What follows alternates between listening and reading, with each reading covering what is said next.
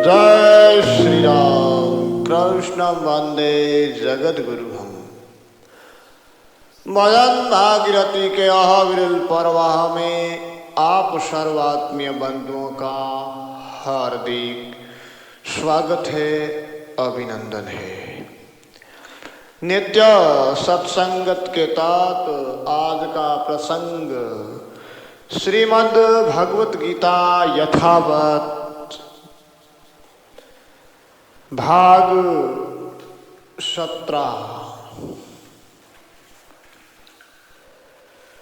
कृष्ण कन्हैया लाल की जय हो। गीता मैया की जय हो। ओम श्री परमात्मने नमः। तमेव माता च पिता तमेव बन्धुश्च सखा तमेव विद्याधरवीणं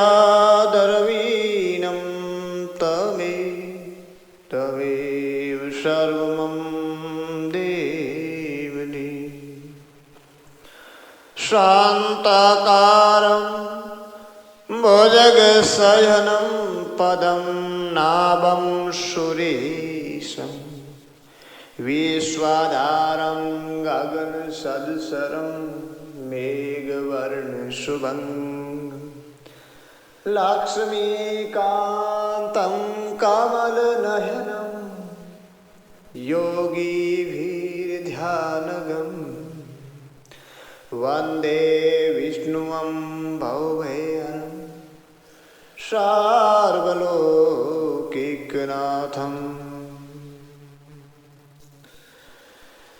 वसुदेवसुतं देवं कंसचाणूरमर्दनं देवकी परमानन्दं कृष्णं वन्दे जगद्गुरुम्।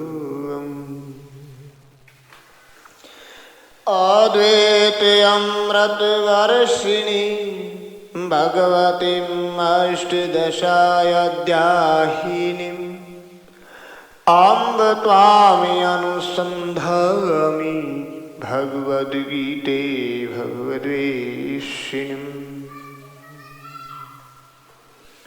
हरि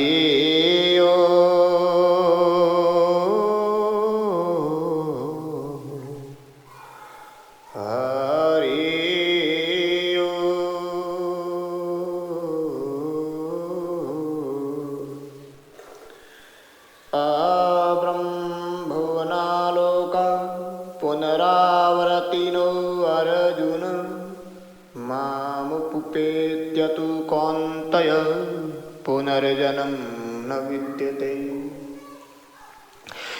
हे अर्जुन, ब्रह्मलोक पर्यंत सब लोग पुनरावर्ती है, परंतु हे कौन्तेय, मुझे प्राप्त होने पर पुनर्जन्म नहीं होता, क्योंकि जहां तक बुद्धि की पहुंच है साधना में, वहां तक ब्रह्मलोक तक की ही साधना है, अर्थात बुद्धि ही पहुंच तक आवागमन है। जहां तक बुद्धि की पहुंच है वहां तक आवागमन। जब बुद्धि का भी विलय हो जाता है, परम तत्व में बुद्धि भी मात्र यंत्र बनकर रह जाती है, तब शेष रहता है एक परमात्मा, जहाँ भक्त भगवान साधक साध्य देवदास का द्वैत भाव समाप्त होकर एक अद्वैत भाव, एक परम भाव ही शेष रहता है, यानी भगवान की प्राप्ति हो जाती है। फिर पुनर्जन्म नहीं होता है। जहाँ तक माया की पहुँच है, जहाँ तक पुनरावृत्ति है, मायातीत गुणातीत होने पर अपुनरावृत्ति पद की प्राप्ति होती है। ब्रह्मलोक पर्यंत माया है। ब्रह्मा विष्णु महेश्वर देवा सब माया के मही। संत कवि कबीर यही कहते हैं। माया अतीत की स्थिति अनिर्वचनीय है। स्वामी सुखराम बैरागी भी कहते हैं, निर्विकार निर्वाण निरंतर है ज्यों का त्यों ठासी, अनिर्वास अजूनी चेतन सोई सुख राम रे हासी। स्वामी नवलनाथ जी कहते हैं, नवलेश्वर मठ के संस्थापक, तुरिये अतीत में वेद न वाणी, थकत भय सब वचन की हानि। आदि घर सो के समझाया, जिन घर मार्ग हंसा आया। सहस्र युग पर्यंतम ब्राह्मणो विदु, रात्रि युग से श्रांतम त्यो अहोरात्र विदु जना।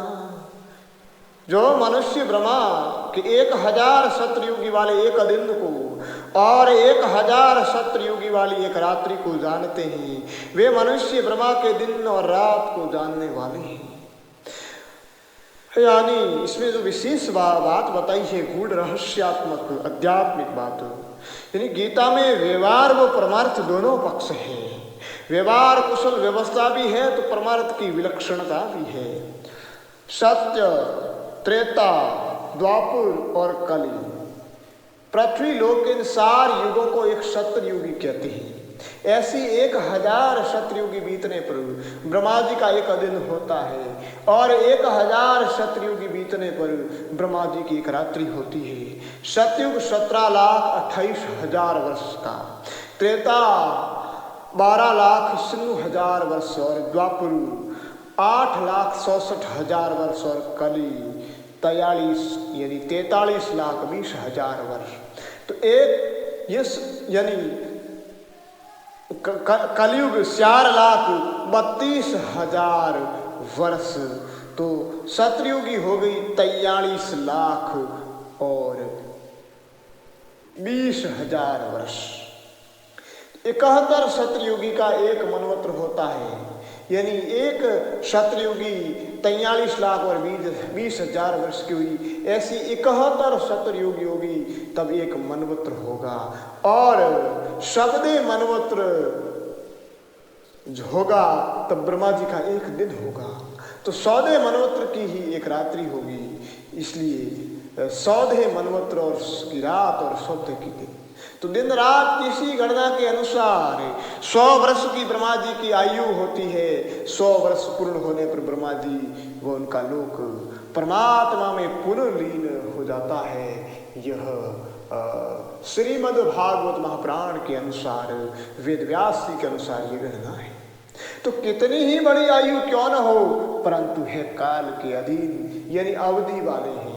ब्रह्मा भी अवधि वाले हैं, इसलिए अवधि कितनी भी बड़ी क्यों न, लेकिन ही अवधि वाले। इसी तरह अध्यात्म के अंतरंग ये कहा गया है, ब्रह्मांड और पिंड की संरचना एक जैसी है।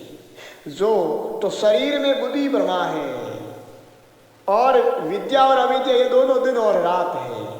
अंतःकरण की सार वृत्तियां मन, बुद्धि, चित्त, अहंकार ये सतयुगी है। जब बुद्धि विद्या युक्त होती है साधक की तो दिवस है, और अविद्या युक्त होती है तो रात्रि हो जाती है। इस प्रकार ये साधक के अंतर्गत कर्म चक्र चलता ही रहता है जब तक पूर्णता की प्राप्ति नहीं हो जाती। जब परमात्मा की प्राप्ति हो जाती है तब विद्या अविद्या दोनों का विलय हो जाता है। न दिवस न रैण, क्योंकि परमात्मा काल अतीत है। अतः योगी जन ही इस काल तत्व को जानने वाले।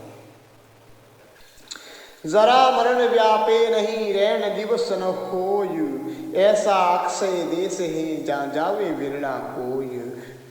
ये संत वाणी भी कहती है।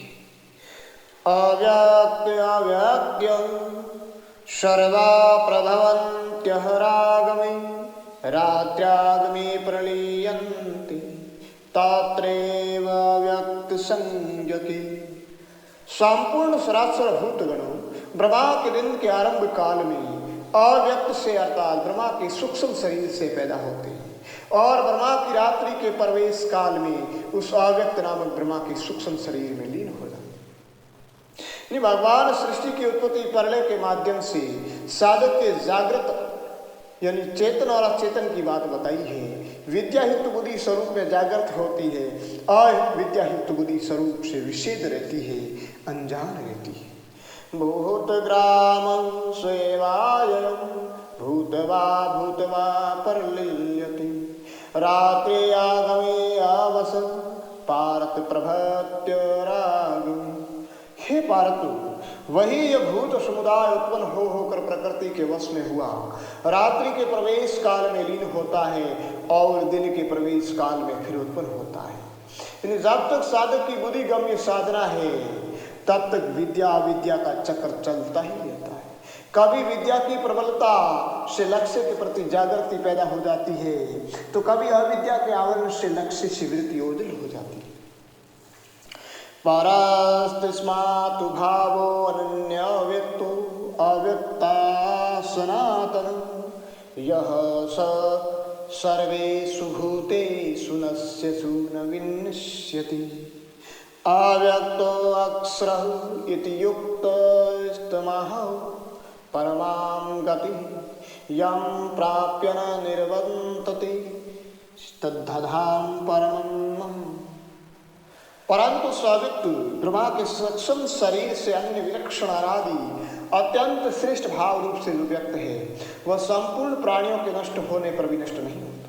हे पारत, जो अव्यक्त अक्षर इस नाम से कहा गया उसी अक्षर नामक अव्यक्त भाव को परम गति कहते हैं। जिस सनातन अव्यक्त भाव को प्राप्त होकर मनुष्य वापस नहीं आते वो मेरा परम धाम है।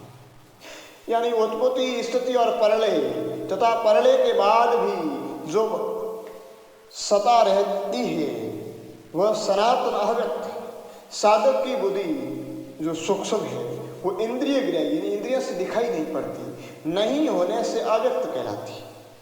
यानी बुद्धि अव्यक्त इसलिए कहलाती है कि वो इंद्रिय ग्राह्य नहीं है तथा बुद्धि से भी परे जो तत्व है वो अव्यक्त भाव है, सनातन है, जो सर्वभूतों के नष्ट होने तब ब्रह्मा के मिट जाने पर भी नष्ट नहीं होता, यानी बुद्धि से परे है। तो बुद्धि का मिट जाना, लय हो जाने से भी वो नष्ट नहीं होता है।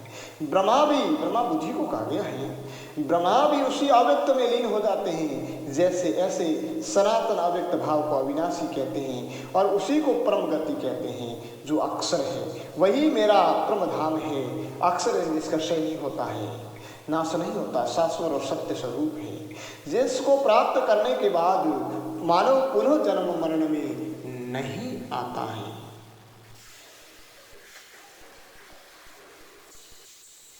आत्मा भी अपनी अनुभव वाणी में कहती है, सोहम शिखर घर मेरा साधो शुभम शिखर घर मेरा रे। शिखर सर्वश्रेष्ठ उतंग को कहती है और वो हमारे शरीर में मस्तिष्क जो ब्रह्मांड कहते हैं, जिसको इस शरीर में भी दो भाग हैं। मस्तिष्क को ब्रह्मांड कहा जाता है और उसका सर्वोच्च शिखर जो है, जहां हम शिखा रखते हैं, जो एंटीने का प्रतीक है, जिससे कहीं सकारात्मक ऊर्जाएं ग्रहण की जाती है, इसलिए शिखा धारण की जाती है। सनातन धर्म तो वहां सोम है और उस जगह मेरा घर है, अर्थात सर्वश्रेष्ठ जो है वो मेरी स्थिति है। सोम सखर घर मेरा साधो सोम सखर घर मेरा, जागर संग सूर्य नहीं पहुंचे नहीं प्रकाश अंधेरा। उस घर में सूर्य और चंद्रमा का प्रवेश नहीं है, न वो प्रकाश है नहीं अंधेरा है। वो एक परमलता है, एक सत्यता है, सत्य का उजाला है। यानी सूर्य और चंद्रमा ये शाश्वत तो सत्य नहीं है, ये इस आंखों से दिखाई देती है, इसलिए स्थूल में है और ये नष्ट होने वाले हैं। समय अवधि आने पर ये तारे गण सूर्य ये जितने भी नक्षत्र खगोल में है ये सर्व नष्ट होंगे। इसलिए कहा है कि जागर चंद्र सूर्य नहीं प्रकाश अंधेरा संतो सुहम घरे। ताघर दिवस ऐन नहीं होवे नहीं वह सांझ सवेरा, वह दिन और रात नहीं होते। विद्या और अविद्या का वह शक्कर नहीं है, वह केवल और केवल एक सत्य है, एक केवल ज्ञान स्वरूप है, केवल आनंद स्वरूप है। वह सुख और दुख का प्रपंच नहीं है। प्रकृति पुरुष नहीं निज घर में 24 तत्व नहीं चेरा रे। उत्पत्ति परले वहां नहीं हुए नहीं जा जगत बखेरा रे। प्रकृति और पुरुष जो निज घर है, जो आत्मा की स्थिति है, परम स्थिति है, वहां प्रकृति और पुरुष ये दो बखेड़ा नहीं है। प्रकृति और पुरुष परम सत्ता के दो भाग हुए हैं। जिससे ये सारा ब्रह्मांड पिंड सृष्टि सर्जन हुआ है। 24 तत्व ने चेरा, ये 24 तत्व मिलकर के ही ये महामयी शक्ति हुई है। इसलिए इसका खेल भी वहाँ नहीं है। उत्पत्ति प्रलय वहाँ नहीं हुई, क्योंकि उत्पत्ति और प्रलय तो जहाँ नष्ट उदय अस्त का खेल होता है, इसलिए जिसकी उत्पत्ति होगी उसकी प्रलय होगा। लेकिन उन सब से वो परे स्थिति है, ये वो परम सत्ता के जो पुरुष और प्रकृति होती है तभी उत्पत्ति और प्रलय होती है, वो है नहीं जहाँ जगत बखेरा है। ये जगत का, ये सृष्टि का, यानी जगत से तात्पर्य ये है सुख दुख माया जन्मना मरना लाभ हानि, इस तरह का किसी प्रकार का प्रपंच वहाँ नहीं है। वहाँ कोई दूर नहीं है, वो मनुष्य के भीतर भी है। ये एक साधक की सर्वश्रेष्ठ स्थिति का बखार है, सर्वश्रेष्ठ स्थिति यानी निज स्थिति का है, परम स्थिति का बखार। सो घर आदू, सो घर मेरा आदू घराना, हिरण्य गर्भ का भी बडेरा है। हिरण्य गर्भ का भी ये संरचना करने का ही स्वरूप है, इसलिए इसका भी बडेरा है। इनको भी पैदा करने वाले वो परम है, वही घर मेरा है, वही घर आत्मा का है, वही स्थिति आत्मा की है। सारी कुदरत सले जिस घर में मेरा, ये सारी कुदरत का, सारी प्रकृति और पुरुष का जो संचालन हो तो जिस घर से होता है वह घर मेरा है। घर नाम स्थिति का है, वह स्थिति मेरी है। ताघर पहुंचे मृत्यु न हुए, उस स्थिति में पहुंचने पर मृत्यु नहीं होती है, क्योंकि मृत्यु उसी की होती है। मृत्यु एक रूपांतरण प्रक्रिया है, और रूपांतरण प्रक्रिया एक प्रकृति के दायरे में होती है, प्रकृति स्थिति वहाँ नहीं होती है। और परिवर्तन ही नहीं होगा तो जन्म होगा कैसे? परिवर्तन का नया स्वरूप ही जन्म कहलाता है। इसलिए बहुरी न दे जग फेरा, फिर यानी जग फेरा यानी पुनः रूपांतरण नहीं होता है, कर्मांतरण नहीं होता है। अचल राम परम धाम है सोई, गीता वचन उच्चेरा। यही अचल राम जी भी कहते हैं कि गीता यही बात कहती है, परम धाम है सोई, वही परम धाम है अपना किसका? इस साधक का, इस आत्मा का। ऐसा है यह अव्यक्त अविनाशी का परम धाम। पुरुष स पर पारतु भक्त्या लभ्यस्त्वन्य यस्यांतं स्थानि भूतानि यन् सर्वमिदं तत्त्वम्। हे पारत, जिस परमात्मा के अंतर्गत सर्वभूत है और जिससे ये संपूर्ण संसार व्याप्त है, वो परम पुरुष परमात्मा को अनन्य भक्ति से प्राप्त होने योग्य। अनन्य भक्ति यानी एक परमात्मा के सिवाय अन्य किसी का आकर्षण नहीं देगी। सब कुछ भगवान ही ऐसा अनुभव करते हुए भगवान से अभेद स्थिति प्राप्त कर ले, वो अनन्य भक्ति। यत्र काले तवानावृतिम आवृति चैव योगिनो परिहाता यान्ति तम कालं वक्ष्यामि भरतर्ष। परंतु हे भरतवंशियों में श्रेष्ठ अर्जुन, जिस काल में शरीर छोड़कर गए हुए यात्री अनावृत्ति को प्राप्त होते हैं, अर्थात फिर वापस नहीं आते, और जिस काल में यानी जिस मार्ग से गए हुए आवृत्ति को प्राप्त होते हैं पीछे लौट कर आते हैं, उस काल को अर्थात दोनों मार्गों को मैं कहूँगा। यानी दो गतियाँ हैं इस जीव की। अग्निर ज्योतिर शुक्ल षण्मासायुतरायणम् तत्र पर्याता गशन्ति ब्रह्म ब्रह्म विदो जना। जिस मार्ग में प्रकाश स्वरूप अग्नि का अधिपति देवता, दिन का अधिपति देवता, शुक्ल पक्ष का अधिपति देवता और 6 महीनों वाले उत्तरायण का अधिपति देवता है, उस मार्ग से शरीर को छोड़कर गही हुई ब्रह्मवेता पुरुष ब्रह्म को प्राप्त होती।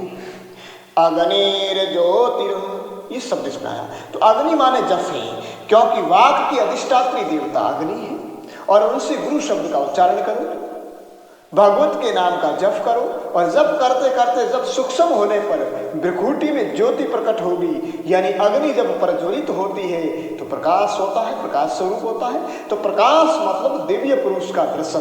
फिर अह अग्नि ज्योतिरह माने प्रकाश आत्मा में स्थित होना। षण्मासा उत्तरायणम आगे कहा गया है, तो विवेक वैराग्य सम दम तेज और प्रज्ञा, ये षड ऐश्वर्य है, षटमास ही उत्तरायण है। ये आध्यात्मिक व्याख्या है, वो सीधी सी व्यवहारिक में है, ये परमार्थ में है। तो उत्तरायण माने ऊपर की तरह यानी ऊर्ध्व रेता स्थिति उत्तरायण है। साधक की जो उत्तरायण ऊर्ध्व रेता होता है, साधक वो उत्तरायण स्थिति आता है, और उस मार्ग उत्तरायण जो ऊर्ध्व रेता होगा उसकी उन्नति कभी होगी नहीं। दिन मतलब विद्या का उजाला, वो शुक्ल मतलब निर्मलता, उपरोक्त विधि से साधन पथ पर चलने वाले योगी शुद्ध अंतःकरण द्वारा उत्तरायण गति को प्राप्त होकर ब्रह्म को प्राप्त हो जाते हैं, उनका परम कल्याण हो जाता है, फिर लौट कर नहीं आते हैं। अर्थात हमारे यहाँ धर्म के रूप में बताया गया है कि मकर संक्रांति जो अभी आई है 14 जनवरी को, तो फिर मकर से जो कक्कर तक करक तक ये जो 20 वाला सह माह का जो है सूर्य जब इस राशियों में रहता है तो उत्तरायण कहलाता है। इसमें जो कोई योगी शरीर छोड़ता है तो वो पुनः जन्म में नहीं आता है, और दक्षिणायन में छोड़ता है पुनर्जन्म में आता है। ये धर्म स्वरूप बात है। लेकिन अध्यात्म स्वरूप जो बात बताई गई है वो श्री साधना की बात है, जो जप कर करके अपनी योग प्राणायाम किसी के माध्यम से जो अब ऊर्ध्व रेता हो जाता है, उच्च स्थिति में आ जाता है और वो प्राण ऊर्ध्व रेता होकर के छोड़ता है तो वो लीन हो जाता है, शिव लीन हो जाता है, ब्रह्म लीन हो जाता है, कृष्ण लीन हो जाता है, विष्णु लीन हो जाता है, फिर वो लौट के नहीं आता है, इष्ट लीन हो जाता है, आत्मलीन। धूमो रात्रि तथा कृष्ण षण्मासा दक्षिणायनम तात्र चांद्रमासं ज्योतिर्योगी प्रायणी वर्तते। जिस मार्ग में धूम का अधिपति देवता है, रात्रि का अधिपति देवता है, कृष्ण पक्ष का अधिपति देवता है और 6 महीनों वाले दक्षिणायन का अधिपति देवता है, उस मार्ग से गया हुआ योगी सकाम पुरुष चंद्रमा की ज्योति को प्राप्त होकर लौट आता है, अर्थात जन्म मरण को प्राप्त होता है। जिसके लिए अवसान के समय योग अग्नि तो हो, पर राग द्वेष के कारण मन कामनाओं रूपी धुएं से आसादित हो, अविद्या रूपी रात हो, कृष्ण पक्ष का चंद्रमा क्षीण हो रहा हो, काली माँ की अधिकता हो, शुभ विकार युक्त दक्षिणायन बाहरी मुखी हो, तो उस योगी को पुनः लौट कर आना पड़ता है। पापी की तो न दक्षिणायन गति होती है न उत्तरायण गति होती है, बल्कि पुण्यात्मा की ही उत्तरायण गति होती है और दक्षिणायन गति होती है। उसमें सकाम और निष्काम का भेद है। जो योगी योग साधना तो कर रहा है परंतु उनका सारा कौशल संसार के संपादन में संलग्न है, सकाम भाव से प्रेरित है, तभी तो कृष्ण ने चांद्रमसम कहा है दक्षिणायन के लिए।